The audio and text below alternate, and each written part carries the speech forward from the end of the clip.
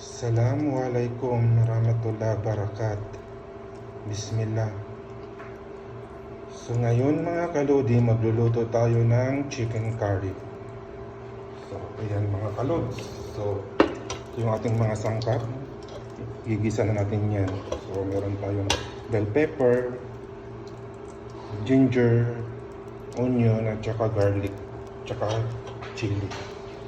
So ayan mga kalods, gisa na natin yan.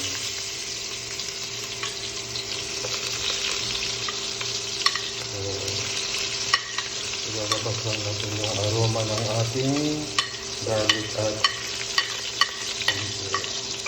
Ayan mga kalodi.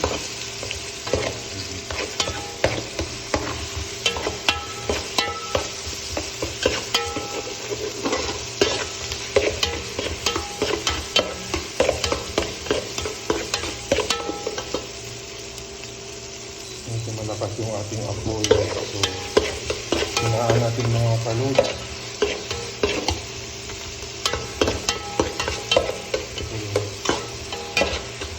Medyo matagal na tayong hindi nakakain ng chicken curry, kaya magluto tayo ng chicken curry. So, ito sa natin mga kalod yung sibuyas.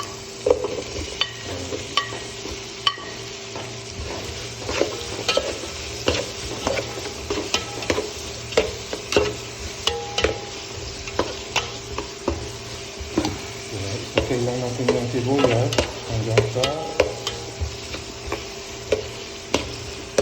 lumabas na yung kanyang aroma. So sabas natin ating siling green at bell pepper.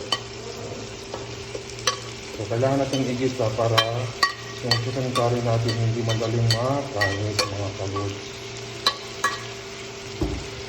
Mga kalod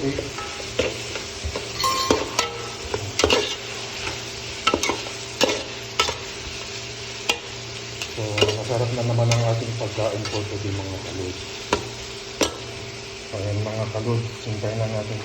After nyan, mga kalod na air fryer ko na yung ating chicken. Dahil, para lumabas yung kanyang mga fat. So, ayan mga kalod, kita nyo? Na air fryer ko na yan.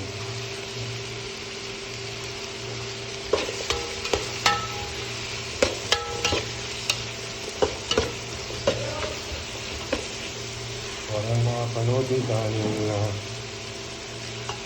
medyo hindi pa luto